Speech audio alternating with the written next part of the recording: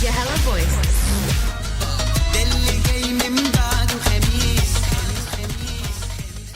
And we're back with Yahala Social Nights. So we're still on air, Cariman Alfi, from 8 till 11. And our guest is in the studio, Ihssan Tahir. How are you? I'm good. How are you? I'm doing great, great. So let's just introduce you to the listeners a little bit. Let us know more about you. Sure. My name is Ihssan. I'm 26 years old. I'm from Chicago, born and raised. I'm a nurse by profession. I do emergency medicine. And I'm on a search for a husband. That's very interesting. When did your search really start, or how? Let's see. I'll start with when my search started. I probably started looking for a husband about a year and a half to 2 years ago. I was married before. And I've kind of been back in the game about a year and a half at this point. Okay, and what experiences kind of led you, what's different about you than any other girl out there, wanting to get married and look for a husband? Because let's face it, Muslim women or Arab women or whatever, we're not very open about stuff like this. We feel like, oh my God, this is we shouldn't be talking about something like this. Even Definitely. If we, want to get married, which is completely normal, we don't say it. We're like, shh, it's not there. So what's different about you is you put it all online. You're sharing your experiences with everybody through your blog, Muslim in Love, and you're a Muslim woman and you're looking for love in a relationship, which is normal. But at the same time, as normal as that is, it's shocking to a lot of people. So I want to know what kind of experiences or what made you think, okay, this is an interesting journey or an interesting experiences I'm going through. Let's write about it. What got you to that point? Yeah, I think with this, it's important for me to go back with this. Even before I started being very open about my search and about what I was looking for, as a woman, these are conversations we have all the time amongst each other. We talk about men, we talk about brothers, we talk about relationships, we talk about love, we talk about sexuality. These are conversations that I've had with my friends for years. The only difference is I'm being open about it. I'm being very transparent. Anyone who knows me and anyone who reads my stuff, my Facebook, my blog now at this point, they know I'm very open and I'm very transparent when it comes to this wholeheartedly. What really sparked my transparency was the fact that I felt like there was no platform for Muslim women to openly discuss these things. As I mentioned in my blog, it's a taboo. It's a taboo to talk about sex. It's a taboo to talk about love. It's a taboo to talk about these topics. And I really wanted to be open about this. And I wanted to create a space, a safe environment. That's one thing that I echo in my blog a lot. It's a non-judgmental environment where we can bring up these topics. We can talk about these things. Because behind closed doors is what we're doing, and I didn't see what would be wrong with bringing it up in the public. So that's initially what kind of sparked this whole thing. So what kind of crazy experiences you've been through so far? Because I've read the blog. I've read it all. And I must say, the things you've been through I'm sure a lot of women out there have been through the same things and relate and just don't talk about it. The only difference is I'm open with it. Exactly. That's the only difference. Exactly.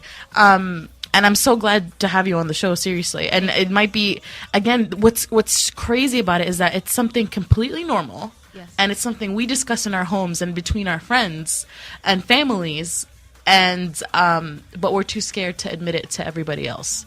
But what kind of, you have, I'm sure, a lot of stories.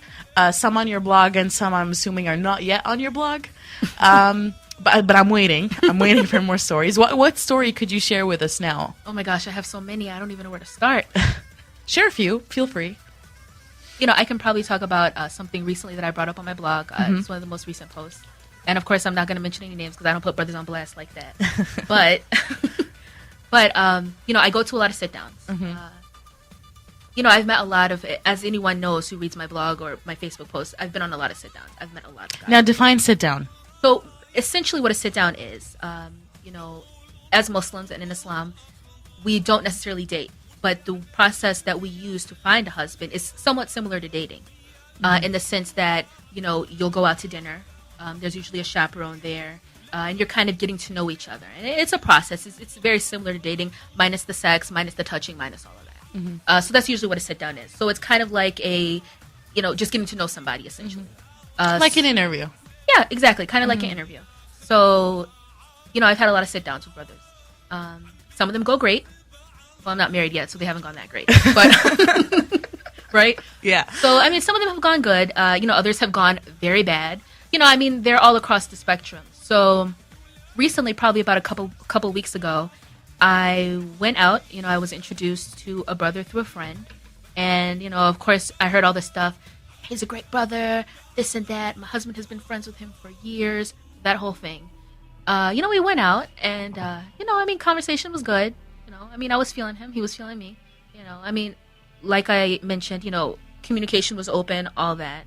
And I was really feeling the whole thing, essentially. And towards the middle of the conversation, he leans in and he kind of tells me, he's like, this date has gone great. You're so smart. You're beautiful. It seems like you have a lot going for you, sister. And I was really flattered. I was like, thank you. And in my head, I was like, finally, yes, a sit-down gone great, So he says something and I can't hear what he says. And I ask him, can you repeat that? He's like, you heard what I said. I was like, no, I didn't hear what you said. So he sat there in the restaurant and he told me that I needed to exercise. Everything was fine, but the fact that I was bigger than he typically likes women, that was an issue for him. Now, and my friends have heard me tell this story. Yeah. And the thing is, like, these things happen all the time. Most women, we have issues with our weight. We have issues with body image and all that stuff. We would never have mentioned this, maybe we would have said something. Maybe we would have told the story to friends. But we would have never mentioned it, to the public that something like this happened to me. A guy said this to me in a restaurant, And I was like, on my blog, the posts that I have, I talk about body image related to that and how even within the Muslim community, we tend to think that we're immune to these issues and body image doesn't affect us. Certain things just don't touch our community, which is so far from the truth. And, it's like I've gotten positive responses from people. A lot of people are like, yeah, this is great that you're bringing these topics up. This is awesome. Finally, a safe space where we could talk about these issues. And on the contrary, I've gotten responses, you're too open about this. Have a little bit of shame. That's terrible, actually, because if we're not open about stuff like this, we never educate ourselves and we never learn and we never improve. Most definitely. And we never give our girls the platform to actually express themselves and talk about stuff like this. Also, one thing that the guy that said that to you, which is terrible. But it also shows us that just because someone comes off as religious or comes off as fears God and wants to do it like the right way, that doesn't mean he's not shallow. Most definitely. Because it's crazy, because if you're someone who fears God and wants to find a good wife to spend the rest of your life with and build a life with, and you're doing it in a certain way, then you shouldn't really be looking at stuff like that. But that's also there's a lot of hypocrisy to it. So I find that mind-boggling, because how are you a religious person who wants to get married in a certain way and meet someone in a certain way and not do anything wrong, but at the same time you're that shallow? But how did you feel, Ihssan? Like, how did you feel, and how did you feel about also sharing your experience, and what kind of feedback did you get from people? From that story specifically? Specifically, yeah. Well, in the situation, I was humiliated, I'm pretty open with myself. I don't have issues with how I look, but it was just very humiliating for somebody to bring that up. And I was just thinking to myself how someone could have the absolute audacity to say something like that to someone and feel that it was okay. I'm just imagining myself in that situation, somebody telling me that. I would just be all, no, you didn't. In my head I was. Well, what did you really do? In my head I was. Yeah. I was like, no, this dude did not just say this to me. In my head. But I was like, in my reaction was to stay calm and stay collected. I did not want to come off a certain type of way, and I didn't want to necessarily act right on that emotion, because that wouldn't have been me. If I had, one of my friends was like, you should just sat up and threw a drink in his face. I was like, no. Ihssan does not do that. Yeah. I was like, I am a woman. I'm 100% woman. I do not do that. I kindly ended the sit down and said, oh, it's time for me to go. Nice to meet you. Got up and walked out. So... Did he try to contact you after that? Oh, most definitely, yes. he tried to contact me. Wow. He did. Wow. Reject. Good. Good for you. That's all I have to say. This is just one of many stories. I mean, the stories go on and on and on and on. So it's a process. It's definitely a process. Sometimes it's frustrating. I'm not going to lie. But you have to stay positive and have fun throughout all this. And keep up a sense of humor like you're doing right now, which is amazing. It's like my blog and like my Facebook posts, I try to add somewhat of a comical twist to it. So it's somewhat therapeutic, I'm not going to lie. And, just being open and just having fun with the whole thing. Of course I have my moments where I'm like, oh my God, I can't believe this, but overall it's just, it's been fun. I can imagine. Well, we're going to take a quick break, and then we'll be back with Ihssan Tahir. She's with us in the studio. Check out her blog, musliminlove.com. Very interesting, very entertaining, and very real. So we're going to go take a quick break, and we'll be right back. You're still listening to Yahala Social Nights with Cariman and Alfi on Yahalavoice.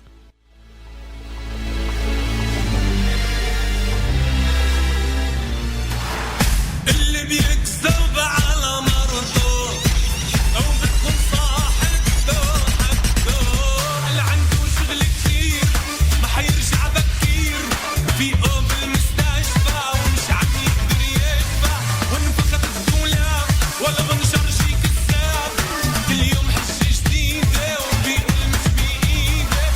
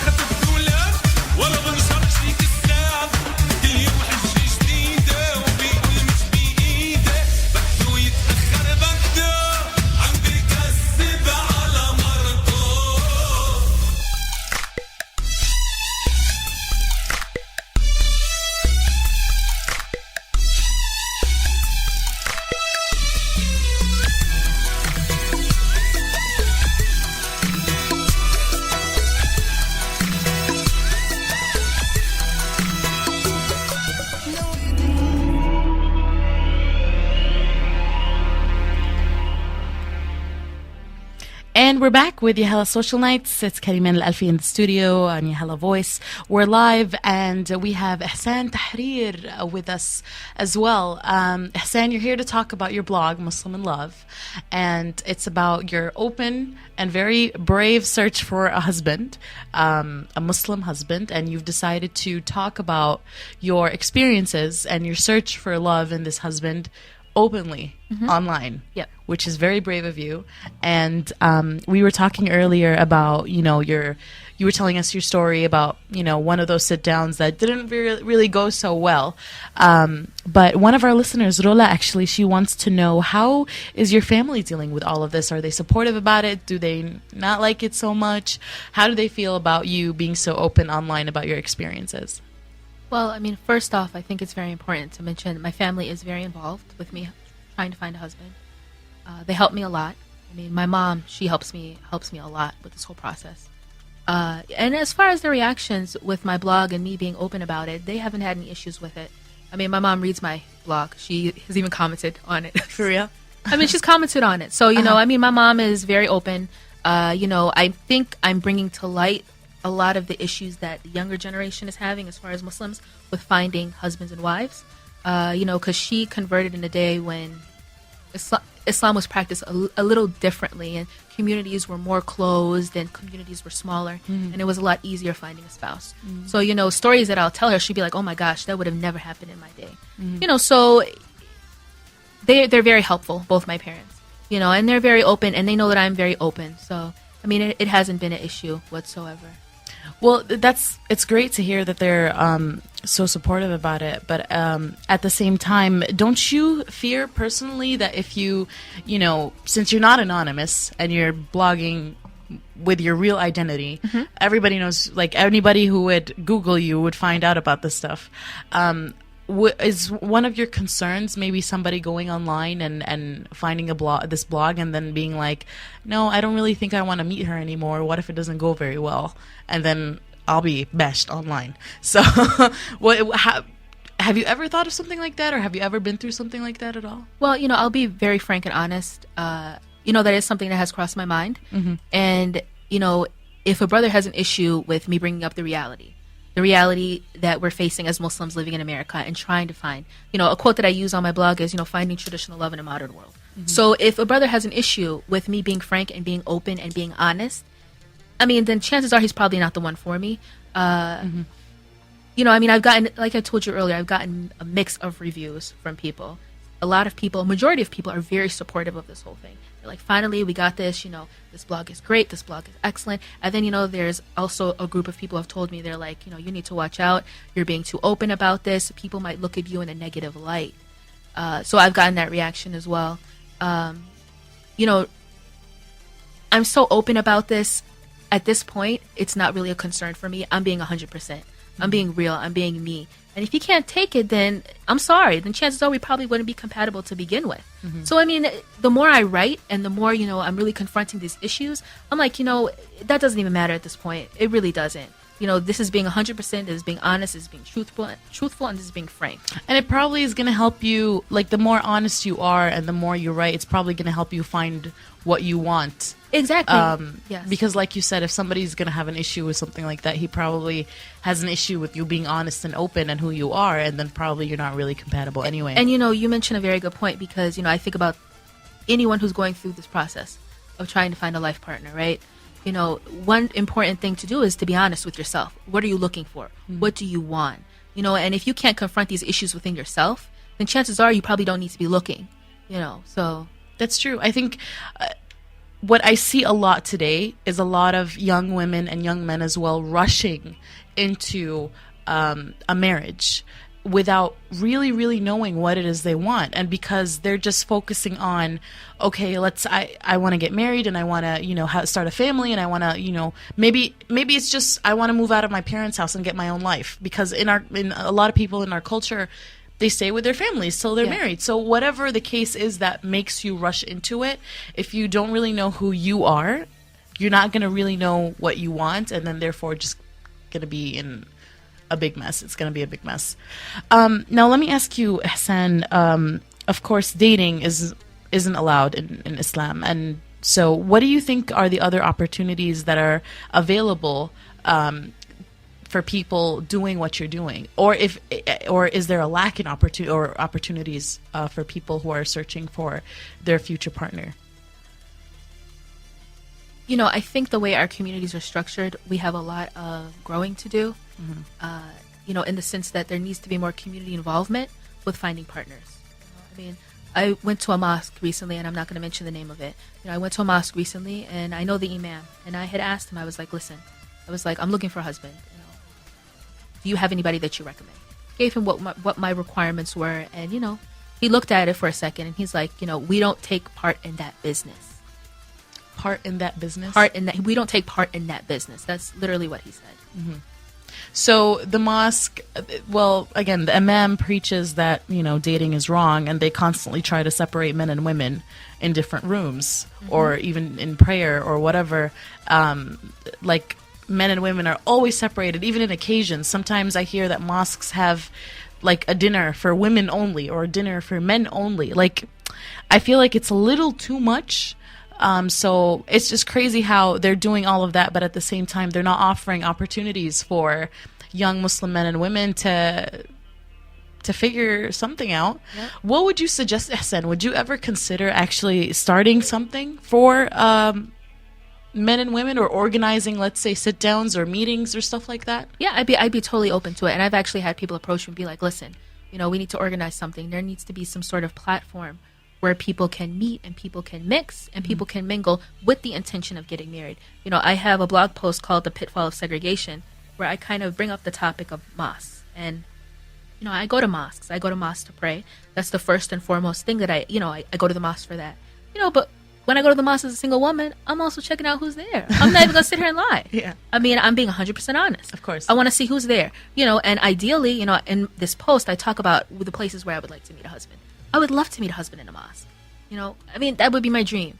Bump into somebody, and I'd meet my husband there. Yeah. So very romantic. Very romantic. No, but I must say it's actually a good thing, because I think where you meet this person also is going to say a lot about his character. So if you meet him at a mosque, exactly, I'm sure it's very, very different than meeting someone at a bar. Hope, right? Yeah, again, we would hope. You never know. That's true. Well, we're going to take another real quick and short break, and we'll be right back with Ihssan. If you have any questions for her, or if you would like to share any of your crazy experiences, maybe also husband searching, feel free to call the studio, 708-321-1313, extension number 1, or add us on Facebook, Yahalavoice, and follow us on Twitter, Yahalavoice. You can contact us there as well, and we're still on air with Ihssan Tahir. Stay tuned.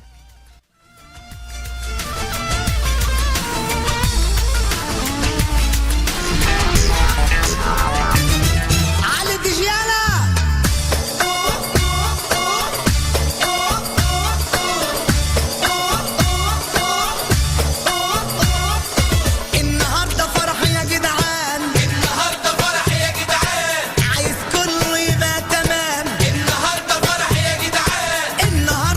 يا جدعان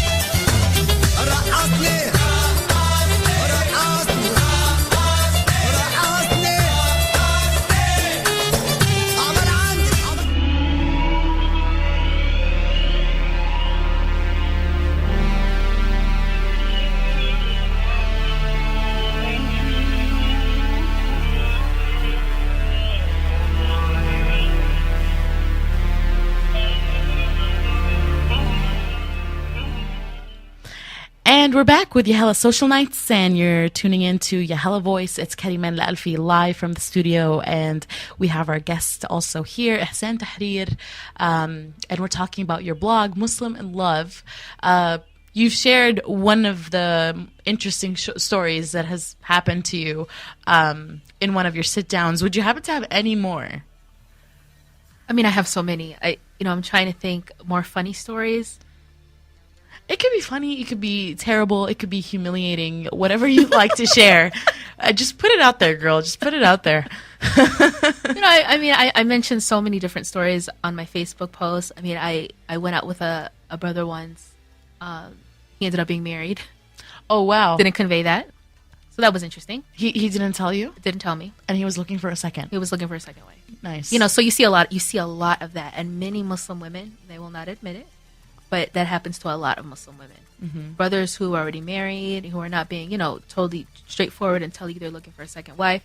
That happens a lot, So, I mean, that's pretty common. The stories, they range from funny to kind of sad to really ridiculous. So you have to read the blog. I can't gush all that stuff. That's what the blog is for. Yes. Okay. Well, again, your blog is musliminlove.com. And I've read it all, I must say. All of it. But keep the posts coming, girl. Most definitely. Keep the posts coming. We want to read more about it. And Rola is asking you, nobody's perfect. And there is no person who is complete and will be, everything we want on our checklist. For sure. But how are you giving this like some kind of again, this is her question. Do you have like a time frame set? Are you like, okay, I'm going to do this for, let's say, a year and see how it works out and then just kind of quit? Or as far as husband searching or blogging? Well, both. Okay. Do you have some kind of like a time frame for either? I mean, if I could be married tomorrow, I'd be married. I'm not even going to sit here and say that I wouldn't. I mean, ideally, I would have liked to have been, married at this point. But, stuff doesn't happen the way we plan it sometimes. So, as far as me looking, I'll keep on looking until I find somebody. And that's one thing that I actually had one friend say this recently to me. She was like, no matter all the bad stuff that happens, you're still looking. Because I know, on a serious note, all jokes aside, I know many men and women, and of course I'm speaking more from a woman's perspective because that's what I am. Many women who have looked and who have had these bad experiences and who really just give up looking. And that is not cool, So my whole thing is like, listen, I'll meet guys, I'll meet them. I'm keeping an open mind when it comes to this whole process. I will continue looking for years and years until I find someone, inshallah. And, if it happens, it happens. If it doesn't happen, it's not the end of the world, So, I mean, I would like for it to happen, but, And if it happens, where does the blog go? Well, the thing is with my blog, I'm sharing a lot of stories. And, I'm giving it more of a personal feel. But along with that, I'm sharing tips, like what I'm learning along the way. Because, again, like I mentioned earlier, this whole process, it's a process of self-discovery. I'm meeting other people, and in return, I'm learning about myself. That's true. So, it's an exchange. So, some posts will be personal. Some posts will be more tips, like my computer love tips, where I break it down, like people who are online, which I use online matrimonial sites. And I break it down for women and men. These are the tips and these are what you should use. So, I mean, it's a mix of both. So, hopefully when I get married, it'll be more of a marriage-minded blog with tips and that type of thing. Because then I'll have a successful story to share with everybody. Hopefully. And be like, this is what works. Because now it's like, listen, this is what's working for me, but all of this is trial and error. That's true. And you've mentioned you tried searching online as well. Yes. How's that been going on for you so far? Lots of crazy people. But there's crazy people everywhere, though. That's true. So, I mean, you have to keep that in mind. The one thing I like about the internet, and I know a lot of people write off the internet, but listen, we live in a digital age, so when you use the internet, you're opening up your options to people that you would not meet on a regular basis. Especially if you're in a city, you're active, you know a lot of people. Chances are you probably talk to everybody who's single. That's true. And the internet, it just opens up your options to meeting more people. The only thing that I'm cautious about with the internet is that you really have to have somebody check the person out. Also, aren't you afraid that, yes, the internet may open, give you more exposure, or you get a chance to meet more people, but doesn't that also mean that it helps that person lie? That's true too. Like, it's much easier to lie online. We all know that. Most definitely. I mean, putting off a fake persona online is very, very easy, and I mean, it's happened to people. So how do you kind of spot that, or what do you do to kind of take care of something like that, or look like kind of avoid getting into that kind of trouble? Well, the thing is, overall, my parents helped me, but especially when it comes to online matrimonial websites. If I meet somebody I'm interested in, I'll be very sure to get my parents involved very quickly. And, you'd be surprised who knows who. I mean, people know each other across towns, across cities, across states, so you have to ask around. You have to ask around. And one thing that I always tell, especially women, Muslim women who are using online matrimonial websites, find out what masjid this brother goes to. If he don't go to a masjid, don't even bother. I'm so serious. Don't even bother. If the brother cannot give me one masjid that he goes to, I will not even take it any further. Because then if he goes to a mosque, then you can ask people who attend the mosque, contact the imam, and things like that. So, I mean, there's tricks and there's ways to go about it to make sure that, you're talking to people who are being honest with you. That's true. Absolutely.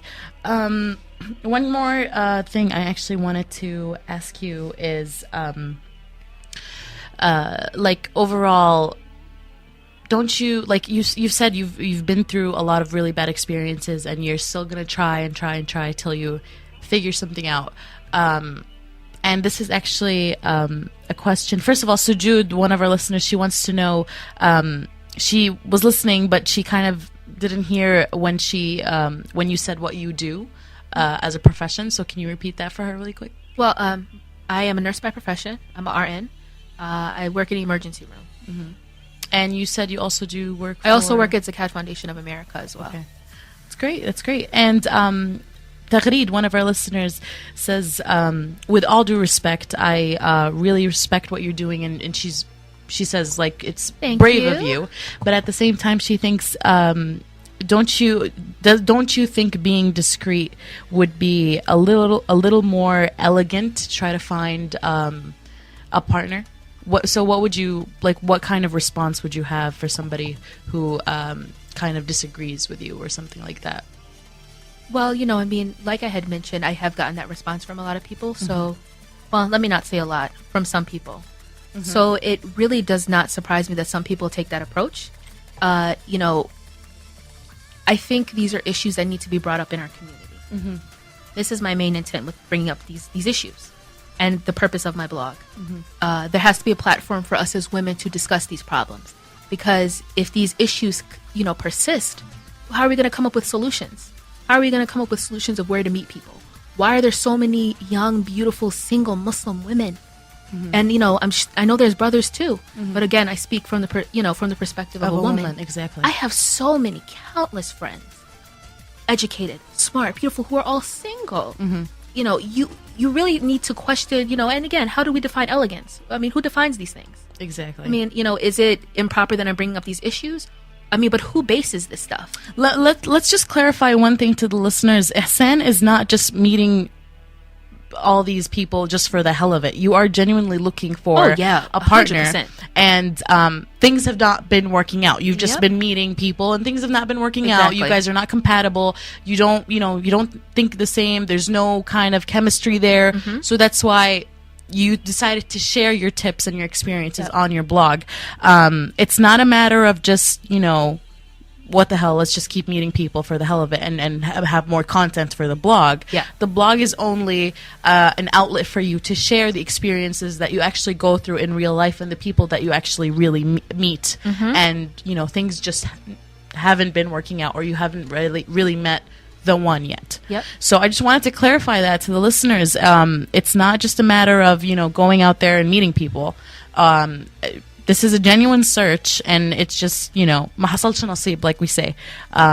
So, and again, I stress the point. It's very easy. If you want a date, go around the corner. There's a ton of people looking for dates. I'm sure. There's a ton of people. But if you're looking for a sincere partner, you're looking for someone that you want to spend the rest of your life with.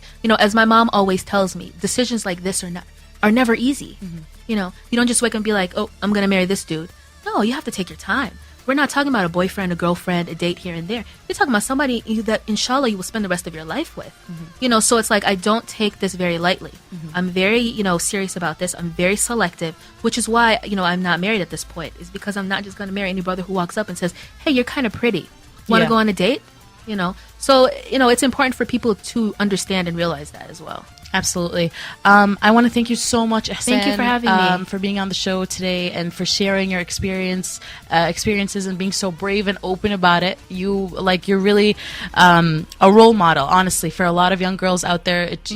We should all learn to be open about our issues and our problems and discuss them in an elegant and nice way, just like Ihssan is doing. So check out her blog, Muslim in Love. She talks about a lot of interesting and important issues in the Muslim community when it comes to finding your partner. And so check it out every now and then. You have posts there frequently. Yep. I assume? I'm trying to post about 3 times a week. Okay, awesome. That's great. So check out her stories. They're entertaining. They're fun. You can learn something. You can get some more tips. If you're going through the same experience, I want to thank you one more time for being on the show. Thank you so much again. And I hope you tune into Yahalavoice as well more often now. For sure. Absolutely. All right. Thank you again, Ihssan. Thank you.